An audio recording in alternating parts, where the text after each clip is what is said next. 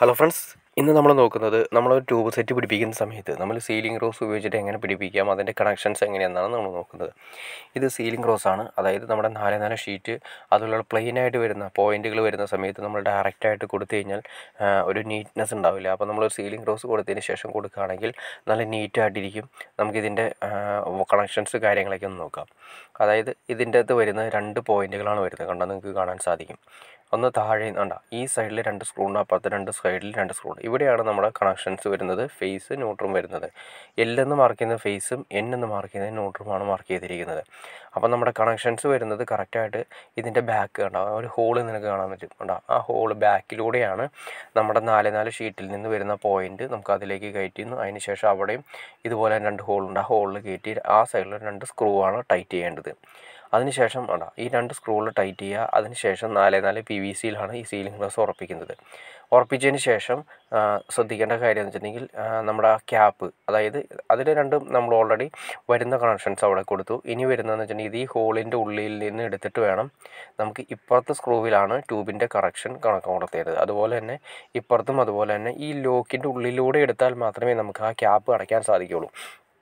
അതാണ് പ്രത്യേകം ശ്രദ്ധിക്കേണ്ട കാര്യം. കാരണം ക്യാപ്പ് നമ്മൾ ഓൾറെഡി ഒഴിവാക്കിയതിന് ശേഷം നമ്മൾ ട്യൂബ് സെറ്റ് പിടിപ്പിച്ചിട്ട് ക്യാപ്പ് ഇടാൻ നോക്കിയാൽ നടക്കില്ല. അപ്പോൾ അതുകൊണ്ട് ക്യാപ്പ് ഓൾറെഡി അതിൻ്റെ ഉള്ളിലൂടെ കണ്ട അങ്ങനെ വരുന്ന രീതിയിൽ വേണം നമുക്ക് ആ വയർ അതിൻ്റെ ഉള്ളിലേക്ക് എടുക്കാനായിട്ട്. ഞാൻ നിങ്ങളെ ജസ്റ്റ് ഒന്ന് കാണിച്ചു തരാം. അതായത് ഇത് ഫിറ്റ് ചെയ്തതിന് ശേഷമുള്ള രൂപം ഞാൻ നിങ്ങളെ ജസ്റ്റ് ഒന്ന് കാണിച്ചു തരാം. നമ്മളൊരു ട്യൂബ് സെറ്റ് 4x4 ഉറപ്പിച്ചതിന് ശേഷം അതെങ്ങനെയാണെന്നാണ് നമ്മളൊന്ന് നോക്കി കാണാൻ സാധിക്കുന്നത്. കണ്ടോ, ഇതിപ്പോൾ ഓൾറെഡി ഒരു 4x4 ഷീറ്റ് വെച്ചിട്ട് ആ ഷീറ്റിൻ്റെ ഉള്ളിൽ സീലിംഗ് റോസ് വെച്ച് ഒരു ട്യൂബ് സെറ്റ് കൊടുത്തിരിക്കുന്ന രീതിയാണ് നിങ്ങൾക്ക് കാണുന്നത്. ഇത് കറക്റ്റായിട്ട് നമ്മൾ 4x4 ഷീറ്റ് വെച്ച് അവിടെയാണ് ജംഗ്ഷൻ വരുന്നത്. ജംഗ്ഷൻ വന്ന് ചെയ്തതിന് ശേഷം തൊട്ട് താഴെ സ്പിറ്റ് ലെവലിൽ നമ്മുടെ ട്യൂബ് സെറ്റ് ആ LED ട്യൂബ് സെറ്റ് പിടിപ്പിച്ചതിന് ശേഷം അതിന് 2 വയറുകൾ എടുത്തതിന് ശേഷം ആ ക്യാപ്പിൻ്റെ ഉള്ളിലൂടെ എടുത്തിട്ട് വേണം ഞാൻ നേരത്തെ പറഞ്ഞ രീതിയിൽ നമ്മൾ കണക്ട് ചെയ്യാനായിട്ട്. അങ്ങനെ ചെയ്താൽ മാത്രമേ അത് നമുക്ക് ക്യാപ്പ് ഇടാൻ സാധിക്കുകയുള്ളൂ. ഇങ്ങനെ ചെയ്യുന്നതാണ് ഏറ്റവും നല്ലത്. നീറ്റായിട്ടിരിക്കുകയും ചെയ്യും. പെട്ടെന്ന് ട്യൂബ് സെറ്റ് കാര്യങ്ങൾ കംപ്ലൈൻ്റ് ആവുന്ന സമയത്ത് നമുക്ക് ആ സീലിംഗ് റോസിൽ നിന്ന് പെട്ടെന്ന് അഴിച്ചെടുക്കാനും സാധിക്കും.